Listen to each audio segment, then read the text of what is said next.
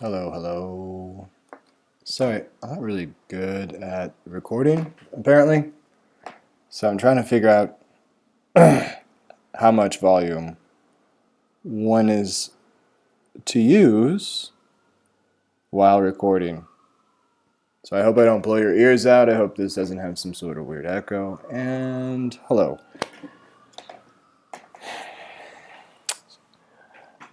In 2000,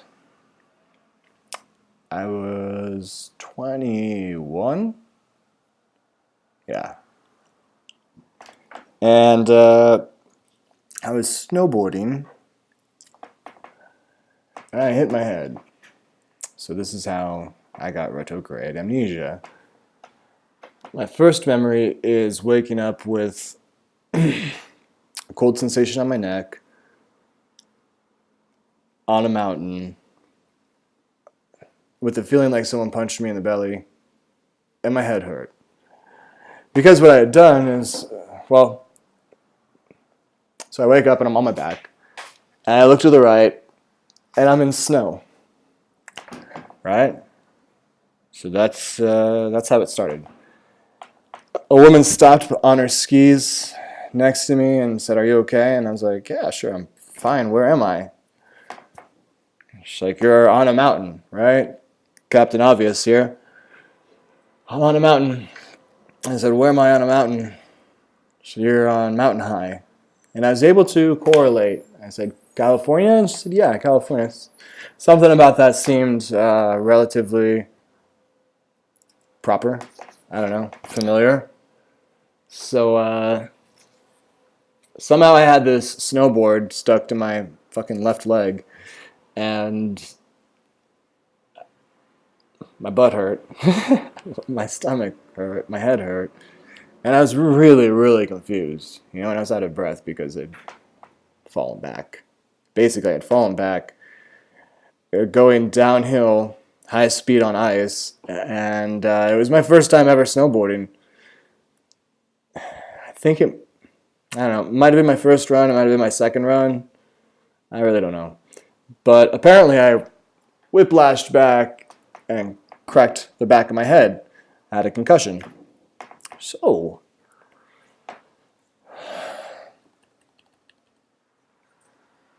I walked up to the top of the mountain and I ran across a man named Mason Citarello, who I went snowboarding with. And he said, "Hey, where'd you go?" I was surprised. I said, "You know me?" I said, "Well, I don't know." I said, "Hey, help me return this board, these boots, and whatever else. That's not mine. Point me to my truck. I need to get home." Now, this is the year fucking 2000 where there's no iPhones, no smartphones, nothing's digital. I had it was a flip phone. It was a gray flip phone. And his response was, "Did you smoke a joint?" Which is possible. I might have sometime at that day. But I hadn't. For sure I hadn't at that moment because I didn't have anything on me. So I said, "No, I didn't smoke a joint." Ding dong.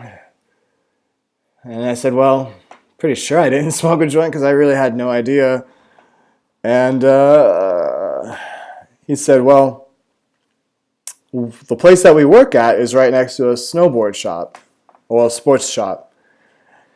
And these are next year's snowboard models. They're Olympic models. And we got the boards, the boots, and the bindings yesterday." He shows me his, and I look at mine, and they're matching. And at that point I said, "Look, I got to go back to my truck. I got to get home however I can." At that point, he informed me that I hadn't had my truck in something like 8 months or something like that.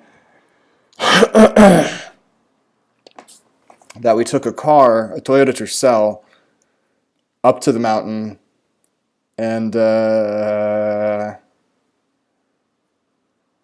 that point he realized, all right, I got to get this guy back home. So he drove back home. He texted my mother, who at the time I was living with. Was I living with her? No, I wasn't living with her. Was I? See, I don't even remember. So, anyways, he knows my mom. He knows where she's living because we worked together, and he knew my mom. Everybody knew my mom. And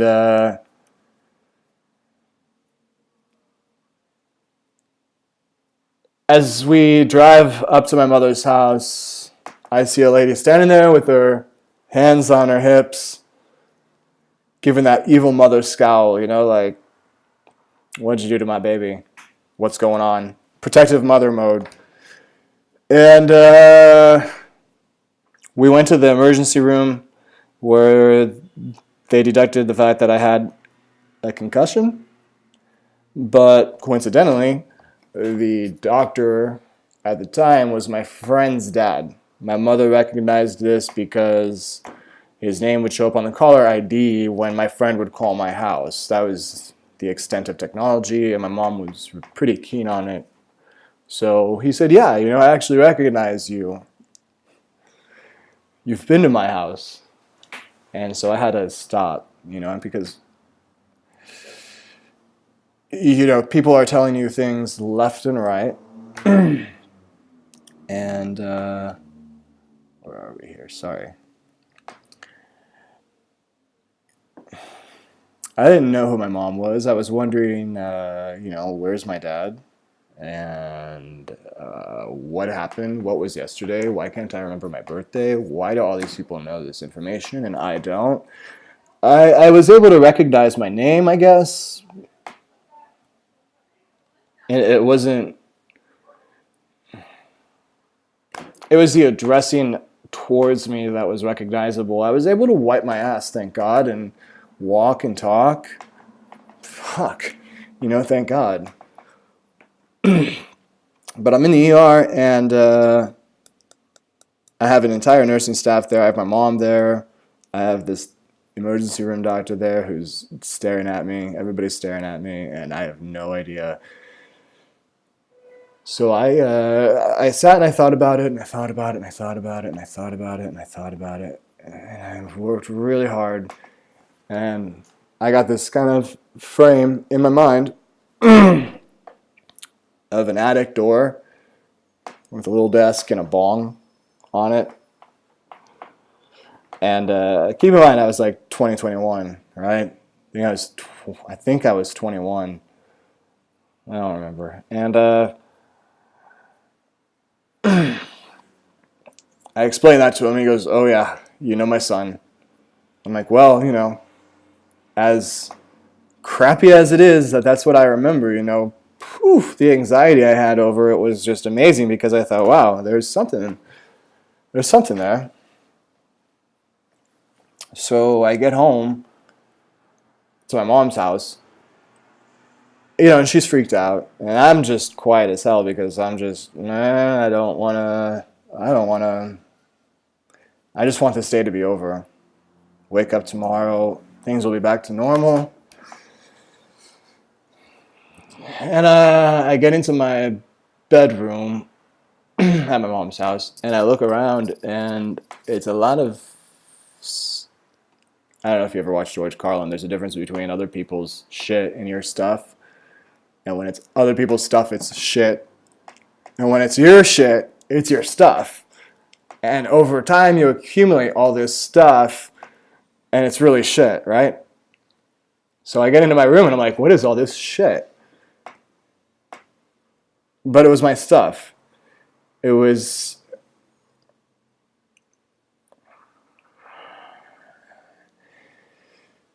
None of it was mine. But it was mine. I had slept in this bed, and I don't remember it. I live in a place that I don't know. I don't know the city. I don't know my job. But I'm sitting in my bedroom, looking at, posters and knickknacks and whatever, and I'm like, what the fuck is this? Who the fuck is this person? What the fuck? And my phone rings. My little silver, I think it was like a Motorola flip phone. It was a piece of shit. And even for the day. And it says Brett Halsey. And I'm like, wow. His dad must have spoke to him. That's cool. But I have no idea who this guy is. I am thinking and I'm thinking and I'm thinking. I have no clue if he's a blonde, if he's a brunette, if he's a redhead, if he's mulatto, if he's whatever. I have no fucking clue. So I answer my phone and the first thing I say is, hey man, I'm sorry, but I have no clue who you are. And he says, yeah, I know, I heard. I spoke to my dad. I heard what happened. I'm really sorry. We're going to get together and we're going to talk about things, and blah, blah, blah. But do me a favor the next time you're in the ER with my dad's entire nursing staff, try not to mention a bong in the attic. And it's like, yeah, asshole.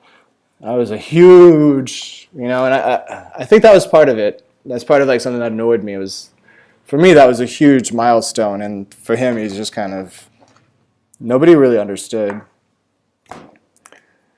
just how huge that is. That's huge. When you lose your entire memory, something that small is even pretty fucking awesome. So, the next day I had to go to work. I was doing sports medicine and physical therapy. I was almost done with school, I think. I was an assistant in sports medicine and physical therapy. It was just a matter of time until I could be a sports therapist, physical therapist. And I go to work and they asked me to do things, and I was like, first of all, I didn't like the smell of the office. That I'm dealing with these people who I give them direction and they don't listen. It's their own human body. I just go through this traumatic experience. I'm like, how are you not taking care of your own human body?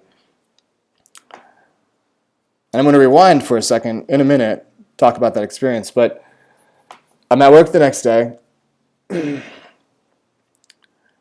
I have to give an ultrasound to an old man, a back rub to a big hairy guy whose back I had to shave.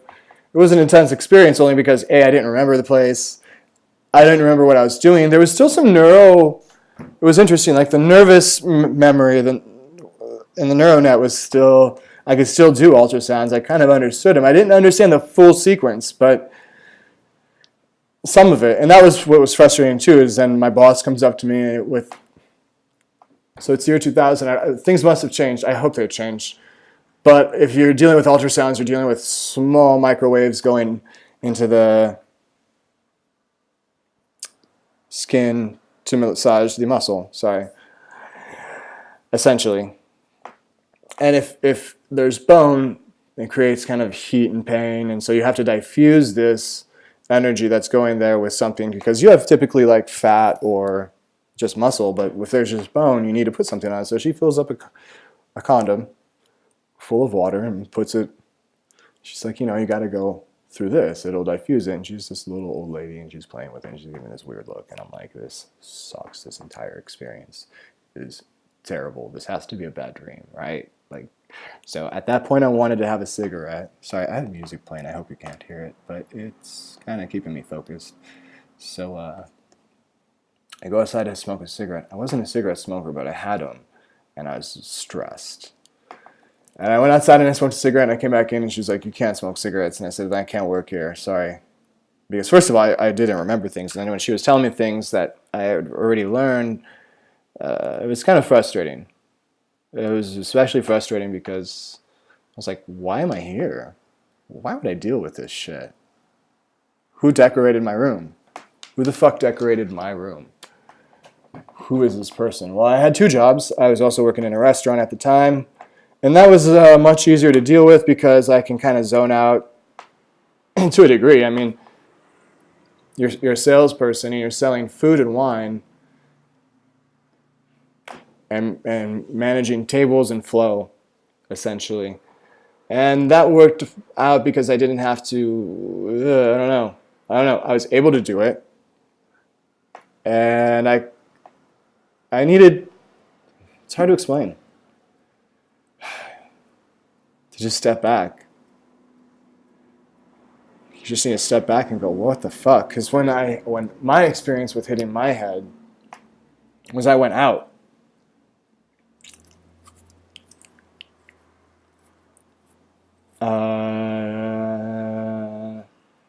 You just,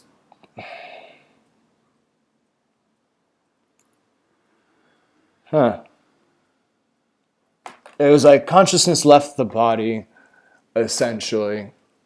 You're in this biomass with these hormones and these chemicals in a world where you're consuming things that can alter that, and your dietary regimen, your work regimen, your thoughts, your beliefs, all kind of shape that. And you're a product of your environment. So these habits that you had, these beliefs that you had, now are all removed, and you have a clean slate. But where my slate started was what I felt to be more of I don't know if you've ever seen the movie The Matrix, where he has two different pills. One of them's good, one of them is the truth, one of them sets you back into your ignorance, basically. Well, it was like someone force-fed me that pill against my will. I would never take that experience back. It's been, as shitty as it is, it's also a great experience. You can make it a great experience, I guess. It can also be a really fucking shitty experience. But when I hit my head, the place where I was kind of an emptiness, a void, with these multi-dimensional, I don't know, overlapping experiences, life. And so then, you get put back into your head and you don't have your memories, and you start to ask yourself, what is this? Who was I? What was I doing? Why was I doing it? Where did I get those beliefs? Who was the person that decorated that room? Who am I now? Where am I now? What am I doing now? Who are these people? Why was I friends with these people? All kinds of fucking questions. I was actually dating somebody at the time who I didn't remember, so when she called me, I tried to explain to her the whole situation, and I treated her like anybody else. I didn't know who the hell she was, and apparently she was really pissed off. I found out later through friends that, I was dating this girl. I said, oh, that must be who that girl was. And we ran into her later playing pool, and she was less than happy. I mean, it can seem like a far-fetched thing. And for a lot of reasons, I didn't want to talk about it. For a lot of reasons, I really hated talking about it. A, nobody fucking understands. B, the experience that I had felt like my soul was torn from my body, and it just shook it out like a rug with all the experiences of 0 to 21, which is intense. So my dad passed when I was 3. I didn't remember that. I didn't know that. I didn't remember it. I don't think I remember. And that's the thing. So 4 months later, so I'm living with my mom. Sorry. Keeping up with timelines is not easy. I feel like we're dealing in multiverse in a sense. But so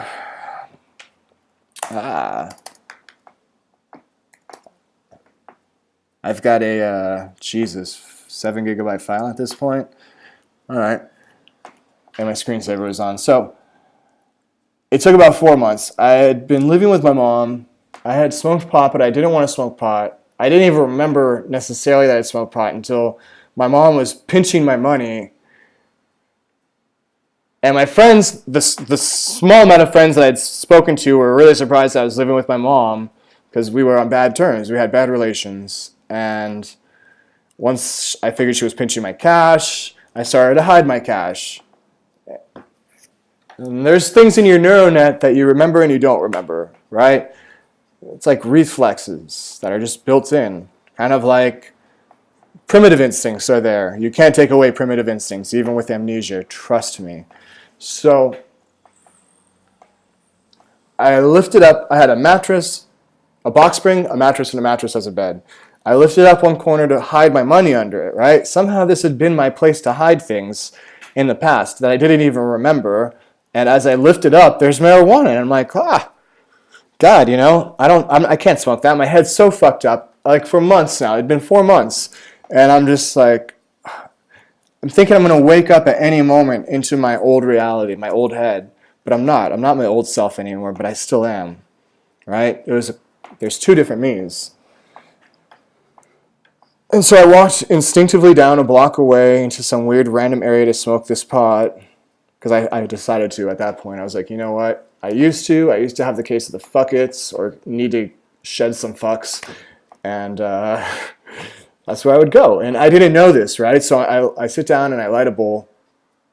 And the high starts to kick in. And I'm watching these leaves glimmer on this tree across the street. And I'm mesmerized by it. I think it's one of the most beautiful things I've watched ever. And there was this moment where all of a sudden I went, whoa, this is where I come. I come here to get high. I love getting stoned here. And so some memories then start popping in. And I remember I have a friend, Jason, who lives 5 blocks up a 45 degree. We lived at the base of a mountain. So, you know, it was 45 degrees up 5 blocks. And I fucking ran. I pounded on his door and I was like, I haven't seen you. It's been 4 months. You're one of my best friends, supposedly, and I fucking haven't seen you. He's like, yeah, I thought I'd give you some time to, you know, get back in your head. Because people have no fucking clue what it's like. And it's insane. Like, you feel crazy at some point. You know, you feel like maybe you're just observing, constantly observing, which is a great thing because you really are. If you get into esoterics, if you start to really question your soul, the origins, the cycle, what we really are, it can be a really good experience, as shitty as it is. So yeah. And then I insisted that we went to smoke pot up at Mount Baldy. And I discovered certain memories would come back. And so I started to smoke a lot of pot. But it was also kind of, I think, to escape, run away from the fact that I didn't have these fucking memories. And when I got them back, they almost weren't mine. And it was a slow thing. And I think that was also really, really hard to slowly get memories back. And it's kind of frustrating. It's really, really frustrating. And so then eventually, as I would start to talk slowly, years after, I start to ask people, you're my age. You know, I think I started asking people when I was 27, 28, what do you remember? What don't you remember?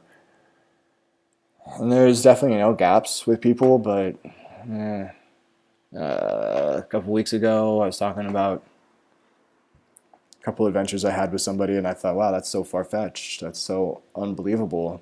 Did that really happen? Who was that with? And then it all came to me, and I found the person on Facebook, and I started to have even more memories. And then some of them you question, what are real, what aren't real?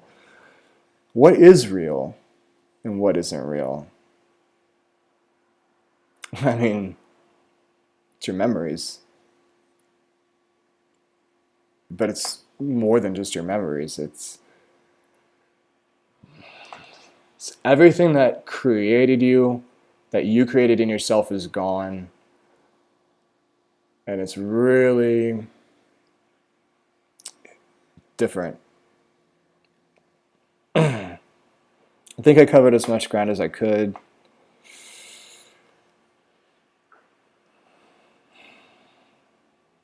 Off the top of my head. I'll allow you, such a dick. Please feel free to ask as many questions. It's kind of hard, I guess. without sounding like a jerk, I mean, it depends on how much you understand meditation and metaphysics or meditation and the soul. Depends on how much you question reality, what you know about reality, that we live in a great sea of neuroplasticity. It's hard to explain at times. It's hard to talk about. Sometimes you can't even put it into words, and when you can't put it into words, you feel like only certain people can understand. Because as it is, nobody fucking understands what it's like. And when I drop the details that, I hit my head, I lost my memory, it's more so to gauge whether people can and can't understand it, and nobody fucking understands it, dude. Nobody. So if there's anybody out there, I just want to know, what your experiences are. If you have struggles, same struggles I did. Like, there's a gentleman who I was contacted about who lost his memory in 2014. This is right now Friday, September 9th, 2016. And I remember my 2-year struggle very well.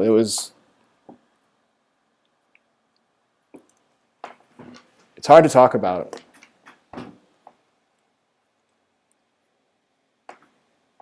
It's an extremely difficult thing.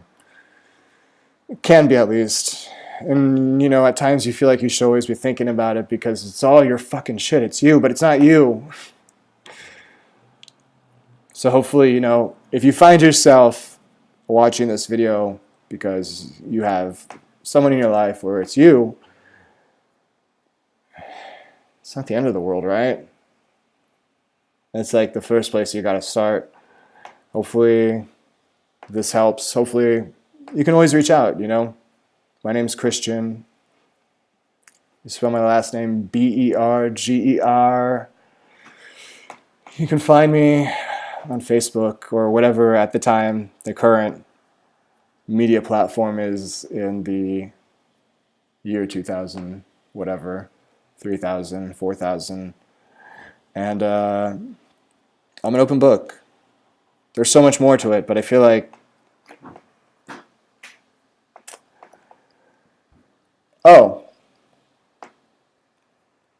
one thing that kind of brought it all back together was a nervous breakdown.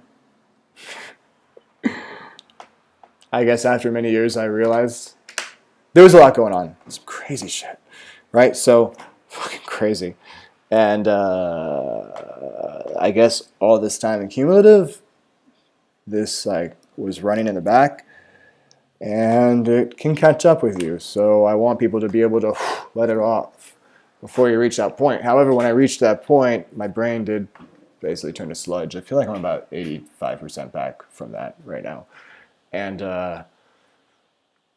it kind of merged those two together, the old me and the new me. I was able to kind of face them and merge them, I guess, somewhat, but they're still very separated. The brain's a funny thing. Oh, and I don't encourage smoking marijuana if you do decide to venture into marijuana because you want to try to get some memories back. I had smoked pot and had memories with people smoking pot beforehand. I think that was partially a trigger. So if you drink coffee with people, that's great. If you were a meth head and now you have retrograde amnesia, don't do meth again. I don't suggest that. I can only encourage the most positive, healthy choices.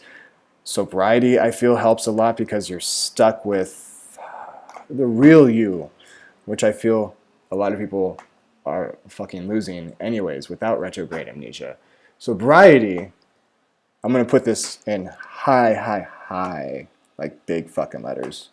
Sobriety is like the pinnacle of success. Exercise as much as you can. Breathing exercises, yoga, meditation. Sobriety, because you're going to either run from it, like people run from everything, and what does that get them? It gets them fucking nothing. Or you're going to face it. And if you're involved in this person's life, I encourage you to be the best you possible, which will help others be the best them possible. Lead by example. Sobriety. You can't escape what happened. You have to really just let it take its course, I guess, as best as you can. It's a blessing and a curse, you know, for me at least. If you've been experiencing some sort of metaphysical truth, then sobriety. If you hit your head and you are like, holy fucking shit, this is intense, and drinking's your way to escape, shut that fucking shit off.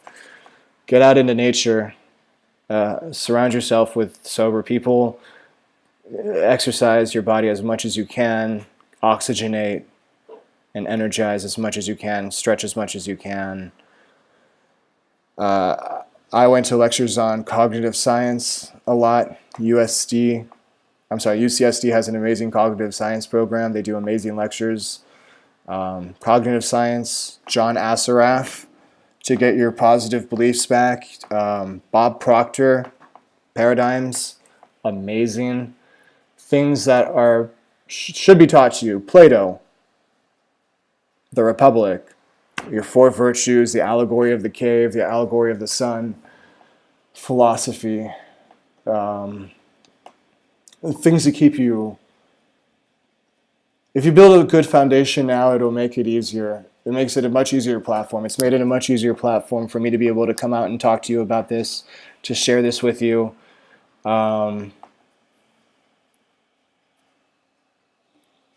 I've been pushed through limits I've never wanted to be pushed through. There's some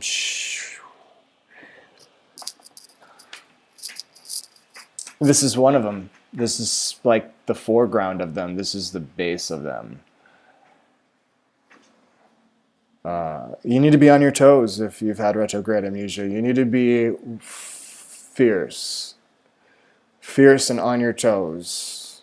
I feel like your brain starts to work in overdrive, and you damaged it with a concussion. I feel like perhaps maybe you opened it, you know?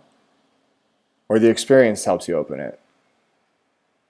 It sucks, but it's cool. It's not cool. It's all right. I mean, everything is what you make of it, but this is my ramble. See, at this point, I just ramble. Sobriety, though. You want to fucking pound this bitch into the ground and understand it as much as you can. Sobriety.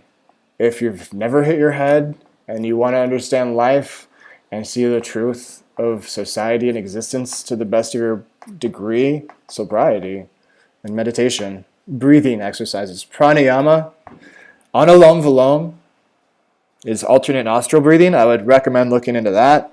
Charles F. Haanel wrote a book about it in The Ancient Secrets of the Yogi. He wrote another fantastic book that you should read if you've had retrograde amnesia called The Master Key System. I believe it's core shit that you should understand that'll help you walk taller and maybe start to open up. If you're bottling it up, it's natural. Let it out, though. Come to me. Fuck it. I'm terrible about communicating with people, but I'm trying because you're there. You could do the same, and we could all do the same, and it'd be fucking awesome for whoever wakes up not remembering shit. So, moral of the story, do the right thing. I don't know. And this shit sucks, but it's fantastic. If you've got people in your life already, that's dope. If you question what's going on in your life, that's dope. Just don't drown yourself. Let yourself be as free as possible, like a fucking phoenix. Adios.